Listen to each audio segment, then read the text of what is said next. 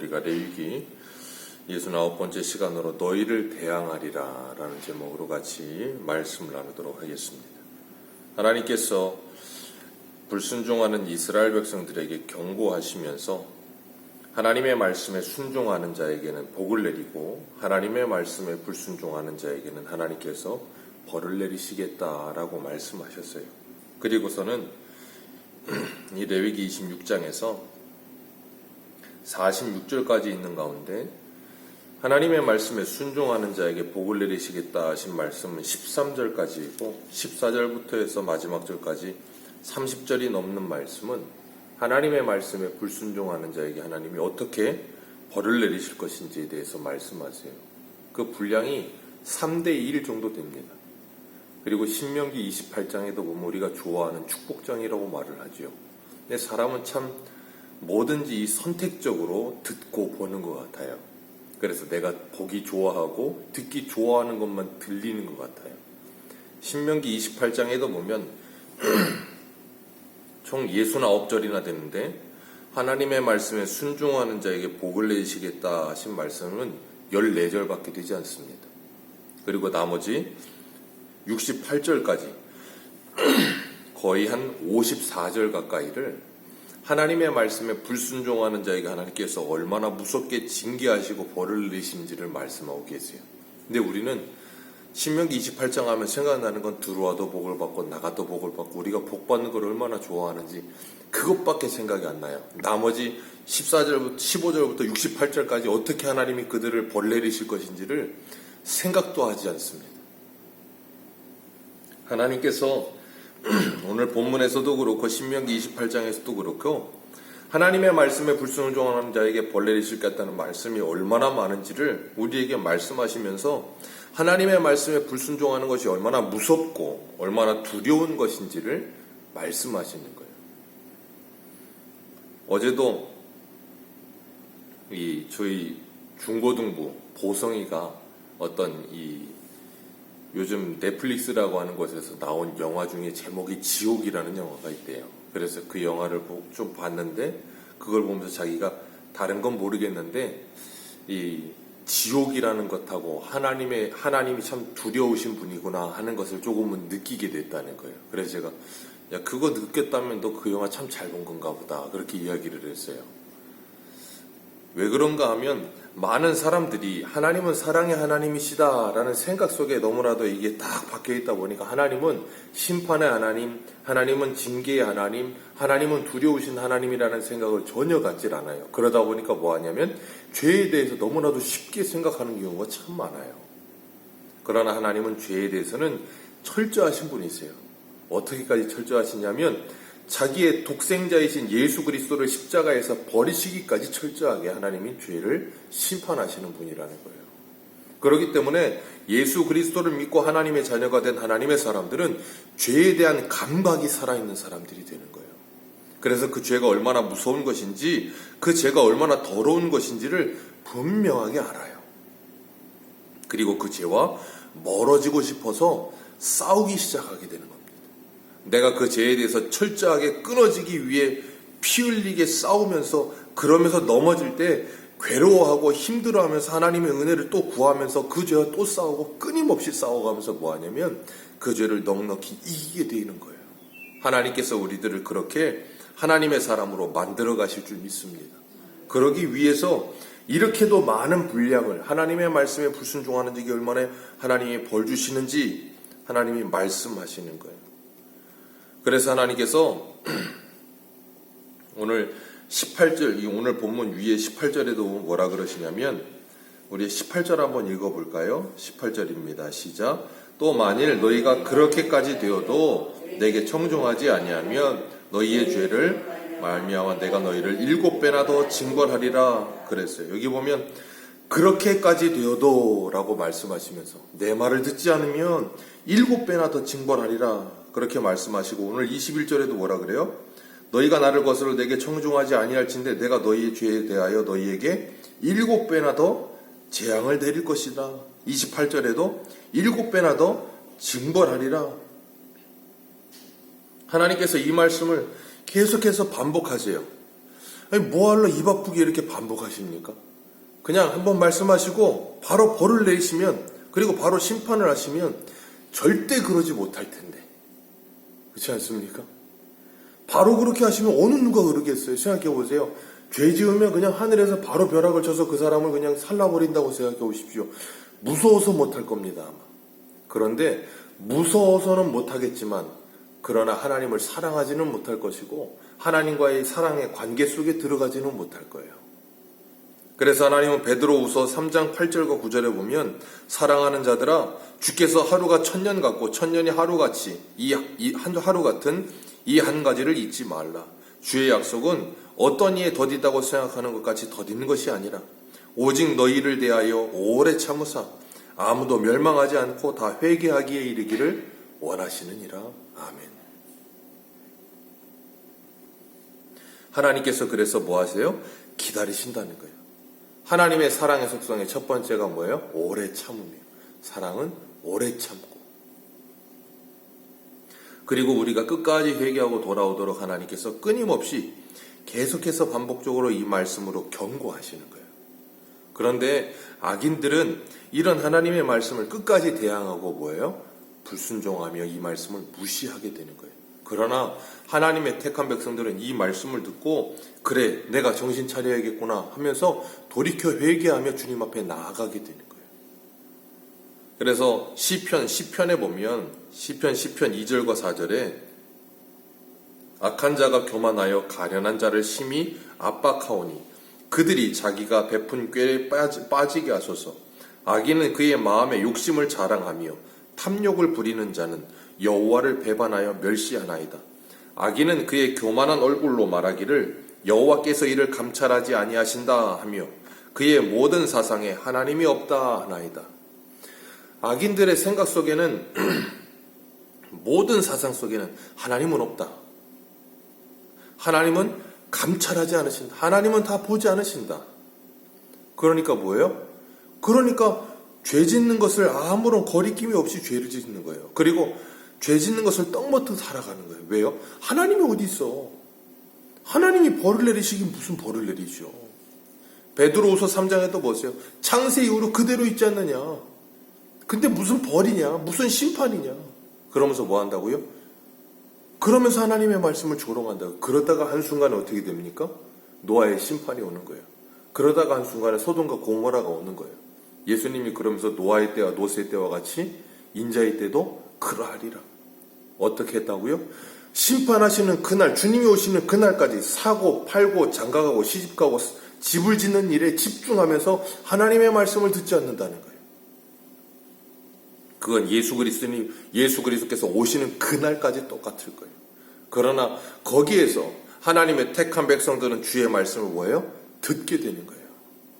그리고 깨어있게 되는 겁니다. 깨어있다는 게 뭐라 그랬어요? 잠 안 자는 게 깨어있는 게 아니라 그랬어요? 하나님의 말씀을 듣고 그 말씀대로 순종하며 살아가는 사람들.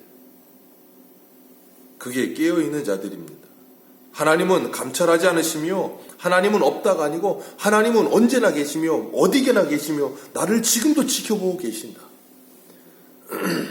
제가 늘 말씀드리잖아요. 대한민국은 CCTV가 너무 잘 돼 있대요. 그래서 내가 원하든 원하지 않든 하루에도 몇백 장씩 이 CCTV에 우리가 찍히고 있대요.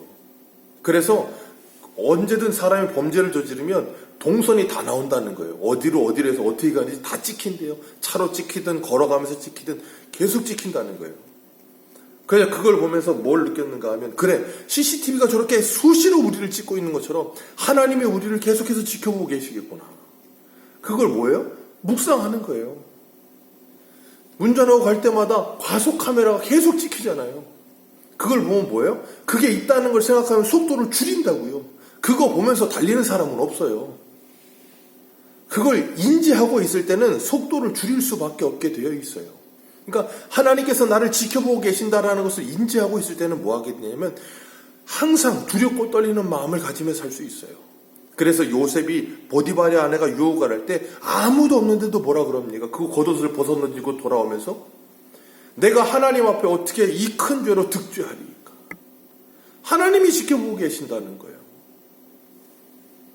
그게 바로 코람데오 하나님 앞에서 늘 우리가 일상생활 속에서 하나님 앞에서 살고 있다는 생각을 가지게 될 때 우리는 죽게 하듯 하는 마음을 가지게 될 줄 믿습니다. 그 마음을 주님은 잃어버리지 말라는 거예요, 우리에게. 하나님께서 그래서 오늘 본문에서 계속 7배나 더 할 것이다, 7배나 더 할 것이다. 이 말씀을 계속해서 하시는 거예요. 그러면서 그들로 하여금 그 죄에 대해서 멀어지도록 하나님이 경고하시는 거예요. 오늘 21절에 보면 너희가 나를 거슬러 라고 말씀하세요. 너희가 나를 거슬러, 그 말은 뭐냐면 하나님과 동행하는 것을 완강하게 거부한다는 거예요. 고의적으로. 하나님을 몰라서가 아니라 하나님을 알면서도 나는 하나님과 함께하고 싶지 않다, 그렇게 고의적으로 거부한다는 거예요. 로마서 1장 32절에 보면 너희가 이 같은 일을 행하는 자는 사형에 해당하다고 하나님의 정하심을 알고도 자기들만 행할 뿐 아니라 또한 이 일을 행하는 자들을 옳다 하느니라.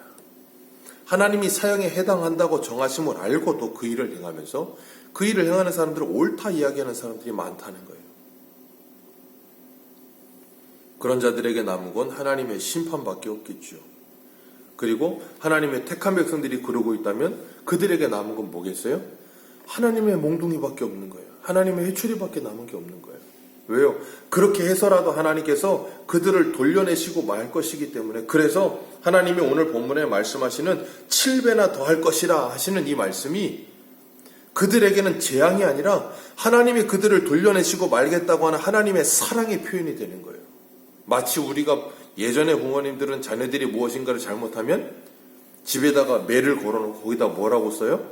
사랑의 매라고 써놓잖아요.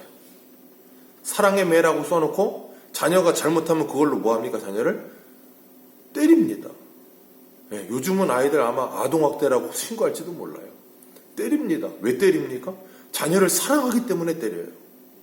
자녀를 사랑하기 때문에 때리는 이유는 어려서 그 자녀를 그렇게 그 몽둥이로 몇 대 때리면 그 자녀가 어려서는 그 몽둥이를 맞으면 아프고 두렵거든요. 그러기 때문에 뭐 하는가 하면 내가 이 잘못된 길로 가면 이건 정말로 무서운 것이구나 하는 걸 깨닫게 하는 거예요.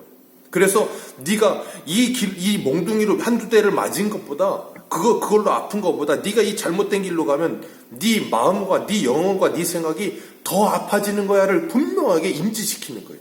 그리고 나면 뭐 하겠어요, 자녀가? 그리로 안 가게 되는 거예요. 그리로 안 가게 되는 거예요. 그렇기 때문에 미연에 방지하게끔 만드는 일을 하는 거예요.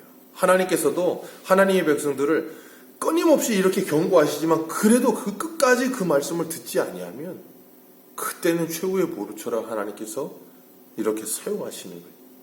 그래서 그들로 하여금 하나님과의 관계 속에 있게 하시고 하나님의 말씀 안으로 들어오도록 그들을 하나님께서 지키시는 역할을 하시는 거예요. 그래서 22절 말씀 같이 한번 읽겠습니다.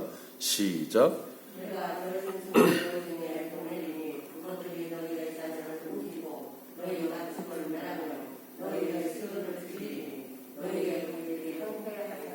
아멘.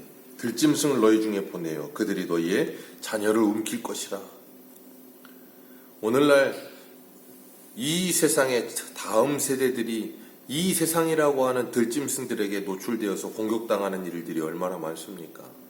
부모는 자녀들의 울타리가 되어줘야 하는데 부모들이 자녀의 울타리가 되어주지 않고 자녀들은 이 세상에 100% 노출되어서 어린 아이들이 이 세상에 완전히 노출이 되어버려서 어떻게 돼요? 그 영혼과 마음과 생각과 정신이 다 황폐화되고 있는 거예요. 그 들짐승들에게 물어뜯기고 있는 거예요. 어려서부터 그렇게 사막과 같은 곳에 버려지듯이 그들이 노출되어서 물어뜯기고 그 영혼과 마음이 황폐화된 모습으로 자라나다 보니까 그렇게 황폐화된 모습으로 그 마음과 생각과 정신은 자라지 못하고 몸만 자라니까 어떻게 돼요? 그 영혼이 파괴된 상태로 어른이 되어서 그 모습들이 계속해서 표출되니까 사건 사고들이 끊어지질 않는 거예요. 얼마나 무서운 일인지 몰라요.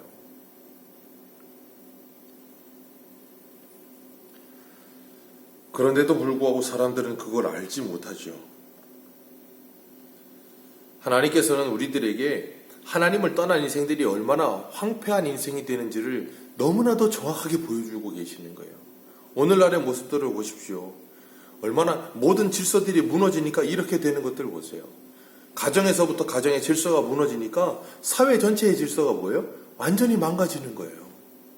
오늘날의 이런 모든 사회의 일련적인 일들은 가정의 붕괴에서 일어난 일이에요. 이런 일들이 우리 바로 윗세대, 우리 부모님 세대에는 이런 일이 있질 않았어요. 이유는 하나입니다. 가정이 무너졌기 때문에 그런 거예요.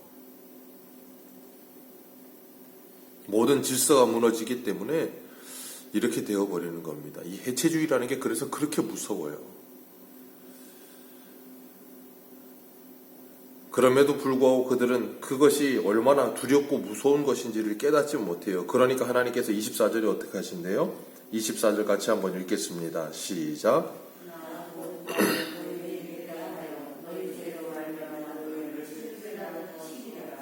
하나님께서 나도 너희를 대항하여, 왜요? 너희가 나를 대항하기 때문에, 이런 일을 당해도 너희가 나를 대항하기 때문에 내가 너희들을 대항하리라, 그렇게 말씀하세요. 이건 하나님이 우리를 직접적으로 뒤돌아서서 대항하시는 게 아니고 우리가 하나님과 함께 해야 되는데 우리가 하나님께 등을 돌리고 대항하고 있는 거예요. 그래서 스스로가 대척점에 서 있게 되는 거예요. 하나님이 그렇게 함으로 말미암아 그들을 뭐 하시냐면 칼을 보내어 그들을 치게 하며 연병을 보내어 전염병으로 그들을 무너지게 할 것이다 라고 말씀하시거든요. 이사야 1장 5절에 보면 이렇게 말씀하세요. 너희가 어찌하여 매를 더 맞으려고 더욱더욱 패역하느냐. 온 머리는 병들었고 온 몸은 피곤하였으며 발바닥에서부터 머리까지 성한 것이 없이 상한 것과 터진 것과 새로 맞은 흔적뿐이여를 그것을 짜며 싸매며 기름으로 유하게 함을 받지 못하였도다. 끊임없이 매를 맞아서 온몸이 상처투성인데도 불구하고 돌이키질 않는다는 거예요. 왜? 감각 없는 자가 되어버려서. 하나님께서 그러니까 그들을 뭐 하세요? 26절 그들이 의뢰하는 뭘 끊으신다고요? 양식을 끊을 것이라. 양식을 끊어서라도 제가 말씀드렸죠. 우리 인간은 영과 육이 결합되어 있는 존재예요. 그렇기 때문에 영적인 것들이 육적인 것에 영향을 주고요. 육적인 것이 영적인 것에 영향을 주며 삽니다. 그래서 세상의 사람들도 그런 말 하죠. 이 건강한 정신에 건강한 육체, 그리고 건강한 육체에 건강한 정신, 그런 표현들을 많이 쓴단 말이에요. 그죠? 그래서 심신을 단련한다 그러잖아요. 그래서 운동을 하면 우울증도 떠나가게 되고 그런 일들이 일어나요. 그죠? 왜냐하면 이 신체와 이 영혼이 결합되어 있기 때문에 그런 거거든요. 그래서 우울증 걸리면 무조건 밖에 나가서 걸으라고 하고 햇빛 많이 보라고 하는 이거 그거예요. 움직이면 사람이 활력이 생기니까. 그런데 가만히 앉아있으면 점점점 사람이 생각이 파고들고 혼자 그냥 골똘해지면서 자꾸 우울감에 빠지게 되는 거예요. 그런 것처럼 하나님께서 그들이 하나님의 말씀을 듣지 않으면 그들을 칠 것이며 그리고 그들의 양식을 끊을 것이며 그걸 통해서 뭐하게 하시는가 하면 육적인 몸이 아프게 하시고 그리고 육적인 음식이 끊어지게 하셔서 그들로 하여금 실제적인 아픔과 실제적인 배고픔을 통해 그들의 영혼이 지금 얼마나 아프고 얼마나 배고픈지를 깨닫게 하시겠다는 거예요. 그렇게 해서라도 하나님께서 그들이 하나님께 돌아올 수만 있다면 그것은 그들에게 벌이 아니고 뭐예요? 복이에요, 복. 그건 복이에요. 하나님께서 그들에게 그런 하나님의 복을 누리게 하시겠다라고 말씀하시는 거예요. 그런데 이런 복은 누리지 않으면 좋겠죠. 그러기 전에 하나님의 말씀을 들을 수 있다면 얼마나 좋겠습니까? 그런데 하나님께서 이렇게 말씀하세요. 끊임없이 말씀하시는 말씀이 뭐냐면 이렇게 하여도, 이런 일을 당하여도, 이렇게 될지라도 이런 표현을 계속 반복하세요. 왜요? 사람은 참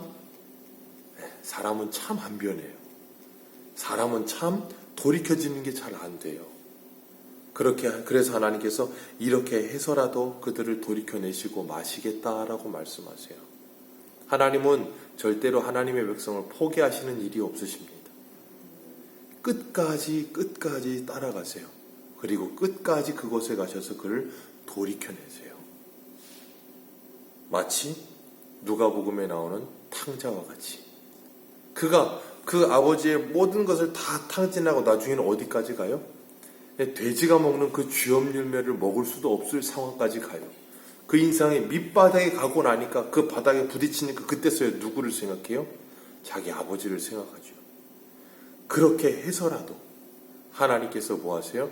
우리를 찾으시는 거예요. 그러니까 우리는 기억해야 할 것이 하나님이 너희들을 대적하여 대항하여 서 있으시리라 그런 말씀하셨잖아요. 우리가 하나님을 떠나서 하나님을 등지고 대항하여 도망가다 벽에 부딪힐 때까지 도망가요. 그럼 하나님은 뭐 하냐면 그때까지도 기다리고 계시는 거예요. 그 벽을 만들어서라도 그 벽에 부딪혀 하나님께 돌아오도록 하나님이 뭐 하고 계시냐면 보이지 않는 손으로 벽을 만들고 계시는 거예요. 그래서 호세아에 보면 고멜이 다른 남자를 찾아가니까 하나님이 뭐 하신다고요? 가시로 막고 담으로 막아서라도 그들을 그 본 남편에게로 돌아오게 하시리라 그렇게 표현하시는 거예요. 그렇기 때문에 우리의 인생 속에 때로는 우리가 주님과 동행하지 못하고 주님을 대항하며 그리고 하나님을 거슬러서 다른 길로 가려고 할 때 그때 우리에게 어려움이 찾아오고 힘든 일이 찾아올 때 기억하세요. 그건 나에게 불행이 아니라 하나님의 사랑의 손길이라는 거예요. 그리고 그 자리에서 돌이켜 주님 앞에 돌아왔을 때 감사하며 하나님 나를 회복시키시기 위해 이리로 나를 부르신 하나님 참 감사합니다. 나의 잘못된 길을 돌이키고 주님 앞에 엎드려 하나님의 은혜를 구하게 하시니 감사합니다. 하나님 나를 고쳐 주옵소서 하며 기도하며 주님 앞에 엎드리는 거예요. 그걸 하나님은 원하시는 거예요.